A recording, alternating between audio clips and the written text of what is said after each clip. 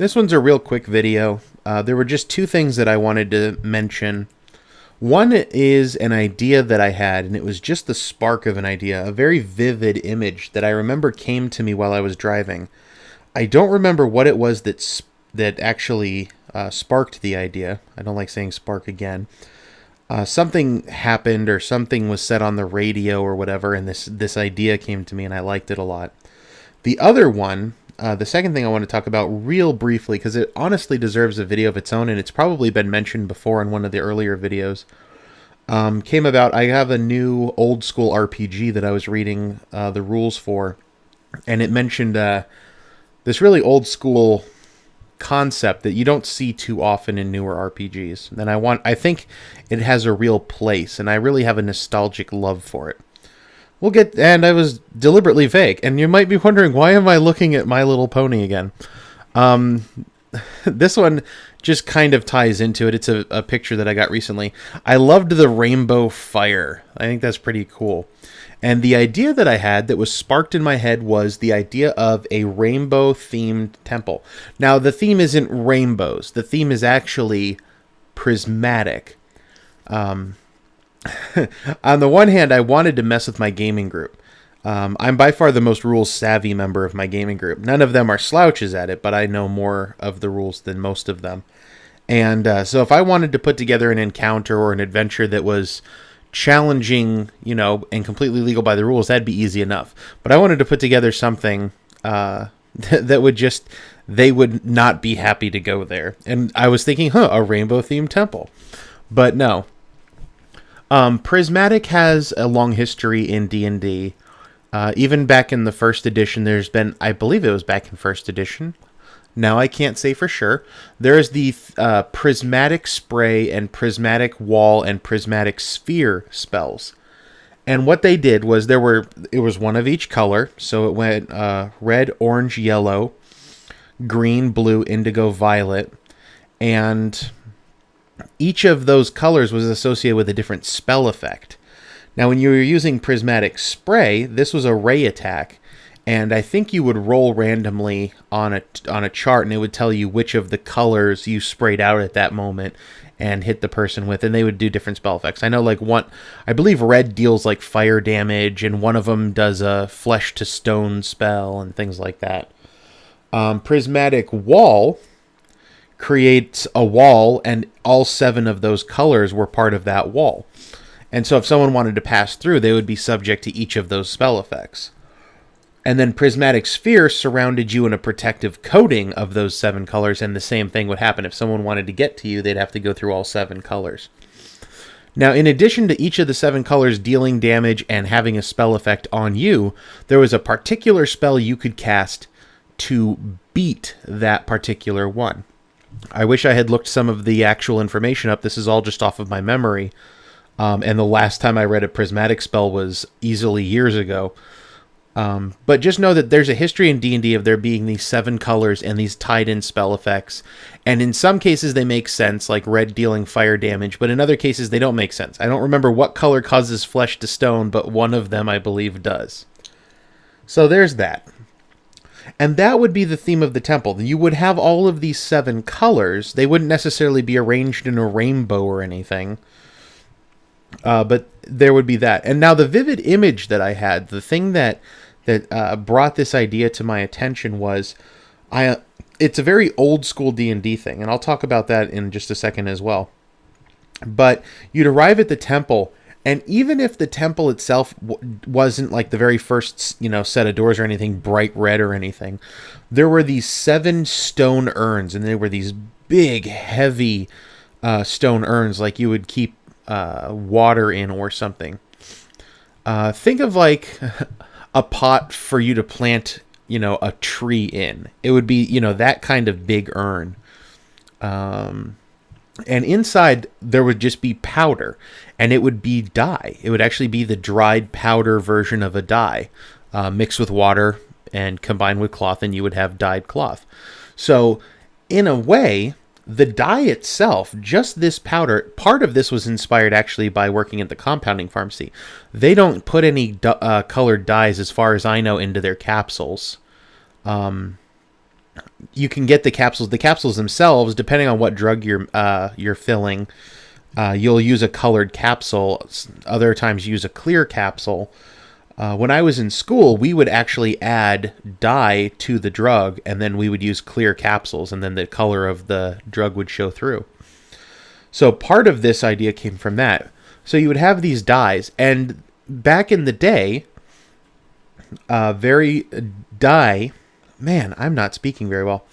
Back in the day, dye was valuable. If you had particular types of dye, especially the kinds of pure dye I'm talking about. I'm imagining like a chemically pure, laboratory grade reagent being in these stone urns. These are good dyes.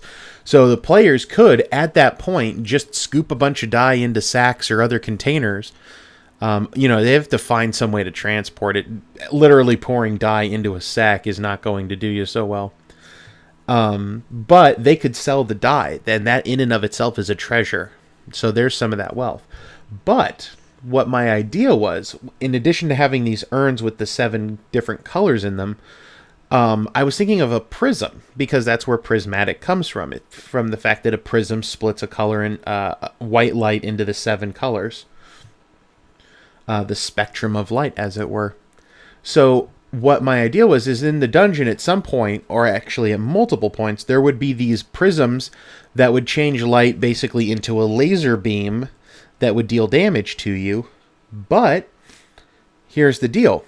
If, for example, there's a prism that is generating red light, and forgetting the physics of the fact that just shining red light on someone's not likely to burn them or, kill them.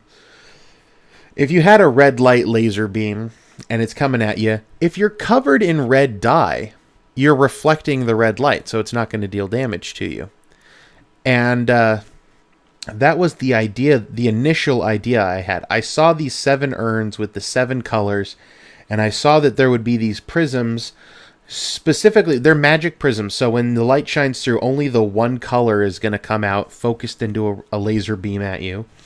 And if you're wearing the appropriate colored dye, it works. And now you can get clever players. And now I'm going to step a little bit more into the old school. In old school, traps, if you read old school modules, like first edition D&D modules, traps were explained. People would tell you, this is a trap, and this is how it works. And it would work according to, like, real-world things. That's one of the cool things about old D&D. It's made by nerds. So these nerds, they use big words. I've mentioned before, I broadened my vocabulary because of old school D&D. And when they came up with traps, they were actually applying rudimentary... I say rudimentary because they were limited by the technologies of the medieval times that they were playing the game in. Rudimentary traps that were utilizing things like chemistry and physics and, these crude circuits that would deal lightning damage to you and what have you. So, and now the thing was... Back then, the focus was more on the role-playing, but more so on challenging the player. So when you came across these traps, you would ask questions about it, and the DM had this actually work, I wouldn't say actually working, but this whole write-up on how this trap is put together and works, and you could find your own way to bypass the trap. If you knew about, circuits, or if you knew about whatever the trap was based on, then that knowledge could be used to overcome the trap. And that's kind of the nerdy part that I really love about old school. So, for example, with this trap, if someone knows, the same color as the light is going to reflect the light and it's not going to be dealt damage, I'm imagining in my head there's a fighter, and what he does is he coats himself in the blue dye, but then he coats his shield in the red dye. So now if a laser's coming by and it's red, he uses his shield to block it. But if it's blue, he can get hit by it himself. I like that idea. That's cool to me. And that's something that only comes about when you're dealing with, I don't want to say only with old school, but only this old school style trap design. The new school traps are, and this was evident in 3rd edition. So, and I'm a really biased in favor of 3rd edition. But if you look through the 3rd edition, like Dungeon Master's Guide, when there's a trap, it has an attack roll, and then it has a damage line, and then it has a save DC, and that's it. You no longer have the lengthy descriptions. You no longer have the rudimentary, actual scientific explanation as to how this trap is working. And you should see, I should probably find an example. I'm not going to do it right now. Maybe in the future if someone reminds me. Because I can think of one. There's a dungeon where when you're trying to get into the dungeon, the lid is made, like, it's kind of corked. There's this giant metal lid that's over the entrance to the dungeon. And what happens is, like, the top of the lid is metal, it's iron or something. And underneath that, there's like a copper disc. And connected to some brushes, like metal brush bristles that touch the iron lid. And then there's a dowel, and then a rope is wrapped around it, and then is connected to a weight that is kind of wedged in the wall.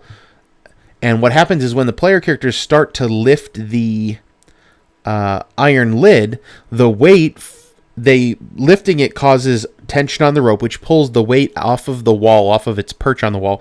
It falls down the pit, which pulls on the rope, which spins on the dowel, which causes the copper disc to spin, which rubs the bristles against the iron plate and transfers static electricity and causes a buildup. And then it discharges because the players are probably not wearing rubber gloves, lifting up the iron lid, and they get shocked and dealt damage. So that's how those old school traps worked. There's a semi-actual scientific way that this is working, and if you know about it, you can figure it out.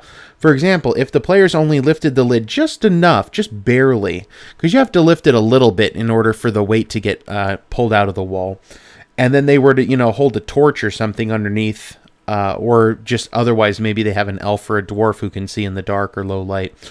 And then they see that there's that rope going down there, and then maybe they think about cutting it, or maybe they see the copper disc with the metal bristles on it, and they're like, oh, well, that's going to cause a static electricity buildup. Back in the day, the importance was more on your player smarts. So it didn't matter that your character wouldn't know that this is going to, cause static electricity buildup. All that mattered was that you as the player knew, because the point was to be a smarter person. I forget the entire point of me explaining that. I was just giving you an example of an old school trap. So those are the kinds of things. And now you overcame those traps not by rolling a search check and then a disable device check. You couldn't just roll a disable device check. You would explain how you were going to overcome the trap. And then if there was ever a need to roll dice, then you could do that. For example, if there's like a pressure plate or something and you needed to, like Indiana Jones, quickly pull the statue off and then throw a bag of sand on top to weigh it back down, that's a dice roll, because there you're just seeing, are you dexterous and fast enough to do it. But if it's something simple and mechanical where just so long as you figured out the trick to the trap, then it's not a problem at all. If you think to look behind a painting and there's a lever back there and you pull it, there's no dice roll for that, and it's the player who said, oh, I'm going to look behind the painting. You'll see sometimes a lot of people complaining about... you'll see some old people who played 1st edition D&D and 2nd edition. They'll complain about the newer versions, 3rd and 4th edition, because they reduced so many role-playing things to a die roll. Now, they did that on purpose. Like I had mentioned, the emphasis in the early days was on you as a player and your player intelligence. Whereas in the newer edition, in order to expand it to a broader arena... mostly it was nerds playing it at first, but when they when they expanded it to this broader arena, now you have a lot more people playing, which is a good thing. But it's important also to get back to that role-playing section rather than just dice rolling. And you can see that a lot, especially in, even in my group. If none of them wants to role-play a talk, like a diplomacy check or a bluff check or anything. They just want to roll the die, beat the number, and get a move on. And that is a perfectly valid way to play the game. That's what they want to do. Then that's how they get to play. I totally like to try and roleplay about it, but I'm really bad at diplomacy checks. Anyway, cough, cough. that segues very slightly into the other thing I wanted to talk about. Hirelings. I just love this picture. It's so awesome.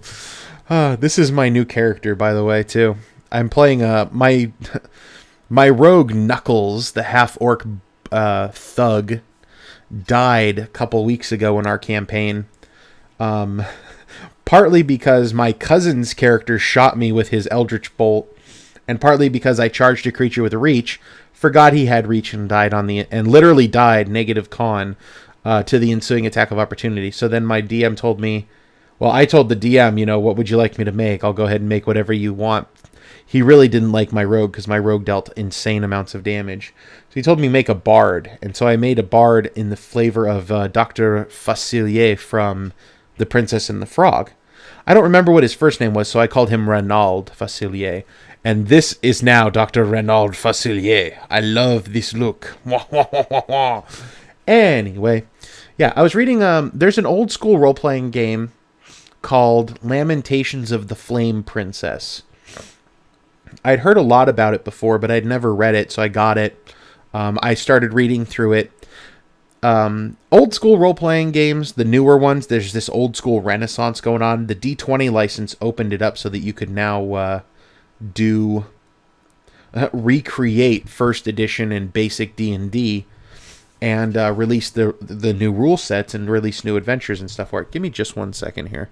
Okay, paused it, blew my nose so I'm not quite so nasally sounding. I'm breathing easy. So in Lamentations of the Flame Princess, they cut everything back down to the original. This isn't going to be a review of the game, but they cut it back down. You're a cleric, fighter, thief, or wizard, or you're a dwarf, elf, or halfling. Those are all the classes. You can't be a dwarf fighter, but if you're a dwarf, you're pretty much a fighter too. Stuff like that. But one of the chapters is on hirelings. Now, back in old school D&D, I had mentioned in the What is D&D video and the history of D&D, it came from wargaming. So the people who started playing D&D, they were going from armies down to units, down to individuals. They were used to handling larger parties. They were used to the idea of there being a lot of people around. And so in old school adventures, and there would often be the option to hire extra adventurers to go with you, or to hire people to do certain things. One of the things that I've always wanted to do but have not yet done, although I have made a couple characters that use the concept, there's a torchbearer. If you're, for example, a fighter, and you're going on an adventure, and you've got your shield in one hand and your sword in the other, you don't have any hands left to hold a torch or a lantern.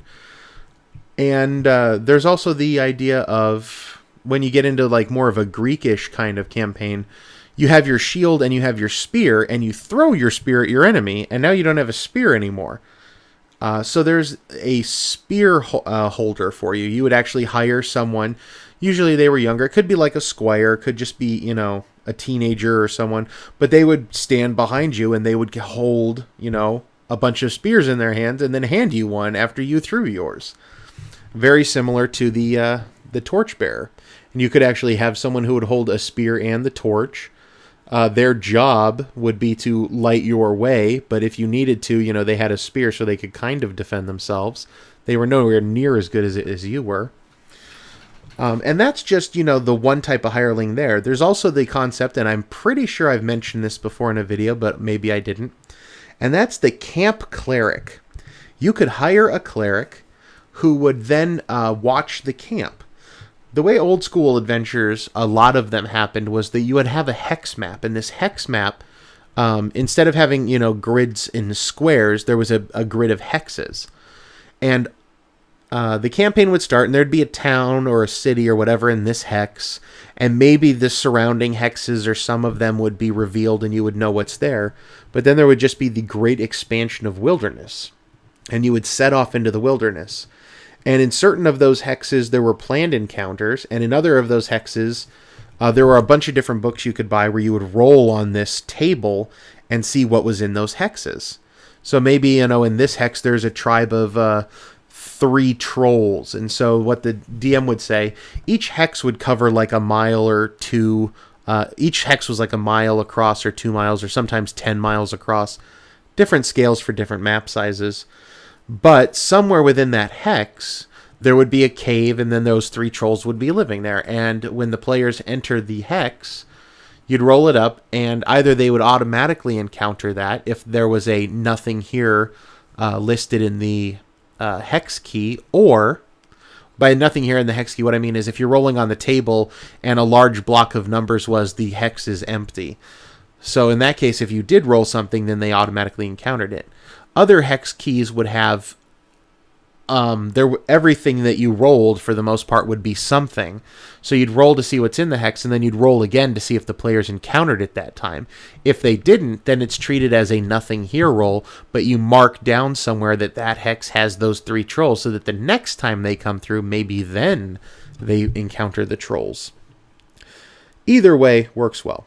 So back in the day, you'd be going around these hexes, and you'd be doing overland travel. So you probably have horses and like a donkey carrying your supplies and what have you. And when you encounter like a cave or a dungeon of some sort, you would make camp. There'd be tents, and all that. And then you would head down into the dungeon. But the thing was, your horses and all that and your campsite was still up there undefended. Nobody was watching it. So you could hire like a fighter to defend it, or you could hire a camp cleric. And the thing was, clerics could fight, so they could help defend it, and they can heal. So if you come up from the dungeon, they can help to heal you back up to, healing was much more limited back then, but, if someone was desperately in need of it, they could get healed. And these were called hirelings, because you would pay them money, and then they would do their job. This was different from henchmen. Henchmen were people who followed you around because they thought you were awesome. And a lot of times, like fighters, I remember in 2nd edition, I think even in 1st edition, if a fighter built a castle, an army would show up kind of automatically for him. 2nd edition had these awesome tables where you would roll to see what kind of army would show up for you. You would have to build a castle and then, some sort of stronghold. It could be like a fort or what have you, and you would have to clear a certain area around it of monsters, and that would just prove, I own this land, I cleaned out these monsters, and now I need, people to follow me. And you would roll, and you would get to pick, you would get like light troops, and then you would get heavy troops, and then you would get like a special troop, which included cavalry, and then you would figure out who your lieutenants and other commanders were. It was just a little table to roll on for each of them, and you could end up with like your heavy cav, where it would be heavy warhorse, plate mail wearing, lance wielding knights, and that would be your special unit, and they were awesome. Anyway, those are henchmen. They don't really work for free, but they work more out of because they think you're cool, as opposed to they're just doing a job. But there were all kinds of hirelings that you could hire. For example, in Lamentations of the Flame Princess, just the very first line, I believe, is an accountant. Why would you hire an accountant? Well, because you'd have stuff that needs accounted. I don't even think there were rules in there as to what an accountant does. You would hire an accountant because you thought you needed an accountant for something. And they would have, in Lamentations, there was one column in the chart was, this is how much space they need to do their job, and this is how much they charge you on a daily basis. Like if you're just hiring them to do a short-term job, I only need you for a day to do my taxes. Or how much you would charge on a monthly basis. You'd get a discount, of course, for hiring them on a monthly basis because it was sort of regular employment. And then there was another one that said you pay this much if you have them on... I'm trying to think of the word. I want to say on retainer, but that's not really it. Basically, if they live in your castle and they are your accountant like all the time, then you get to pay them this room and board fee, which was even cheaper, but you also had to supply. It would say this is how much space they need to work and this is how much space they need to live. For some of them, it was the same. So like a blacksmith, I think, was a 10-foot by 10-foot room, and that was his living space and his workspace or something. I don't remember the blacksmith. I do remember the accountant needed 10 feet for working and 20 feet for living. And I think it was the same for a physician. They needed 10 feet for working and 20 feet for living. And that's a 10 foot by 10 foot and then 20 foot by 20 foot living area. But I like hirelings. There's something for players to do with their money, because back in old school, you couldn't spend all that money that you got from the dungeon.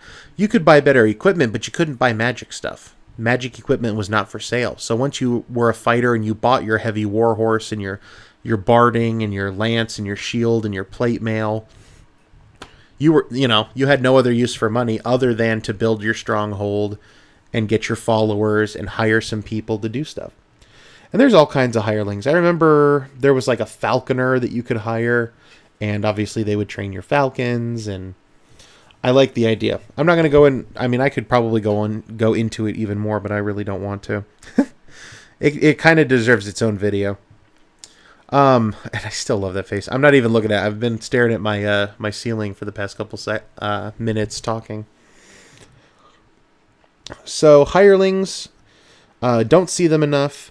Now, in a game like Trocare, in the sandbox game, on the one hand, hirelings allow, if you have a very small group. If you'll remember back to the original videos, the Trocare sandbox is based on what was called the Western Marches game. And in that game, the DM had a lot of players, but they all couldn't show up at the same time. So he would have them get together. As soon as 4 or 6 players were able to get together and set a time, he would show up and DM a game for them. Now, what if you could only get like 2 guys together and they wanted to game? Well, then you could introduce hirelings. If, there's just the 2 guys, could, if they wanted to, go out on an adventure. But remember that in this game, the world already exists, and if they go into an area that's too tough for them, well, then they die. So if you hire some hirelings, they cost you money. They get a share of the treasure. That's another thing. Hirelings get a share of the treasure.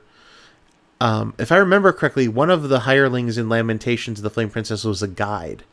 They would take you through the wilderness. So what I would do, and I don't remember if there was a rules paragraph for the guide telling you what to do with them.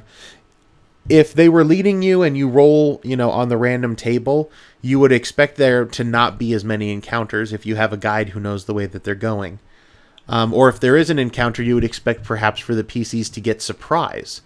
Or they would get a choice of what, they would know, this is where trolls are and stuff like that.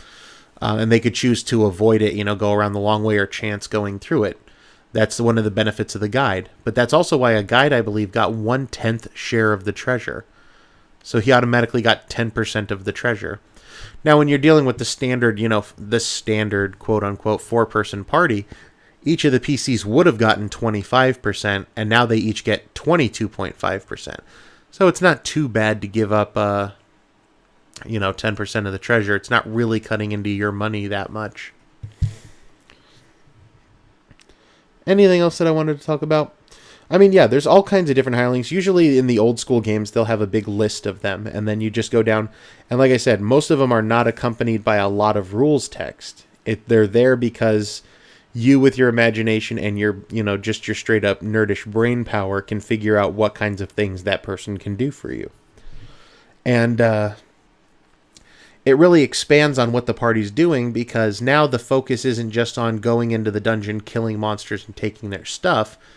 There's I'm about to cough. It opens up a lot more housekeeping, as it were, giving players something to do and a way to establish themselves and really care about where they are as far as a community and what they're doing and who's there and who's available and all that stuff. I also think it would be cool if they got a hireling. This happens a couple times. It's happened a number of times in D&D. I remember my brother was DMing an adventure, and in that adventure, my character cast Charm Person on a guard. And this was back in 2nd edition, where the save on Charm Person was based on your intelligence score. So, the subject's intelligence score. So if you charmed someone who was really stupid, they only got to make a new saving throw every couple days or months, weeks, or months. And if they were really stupid, I think it might have even been every year they get to make a save. But yeah, we had charmed some guardsman who was attacking us, well, who wanted to attack us. And he became a member of the party, basically. I mean, he just followed along and didn't really do much but carry our stuff. And then if we got into a fight, he stood there and would hit people if they came close enough. In the interest of fairness, we didn't want him running around and being a superstar, just, adding an extra person to our party. But we all kind of really liked him. His name was, I called him Rabbit. And then we ended up naming him Rabbit Automaton. Because he was called Automaton because obviously he didn't do anything by himself, only when he was told. Fun times. That's happened, I think, 2 or 3 times where there's just been this NPC. For the most part, you ignore them because the focus should honestly be on the players.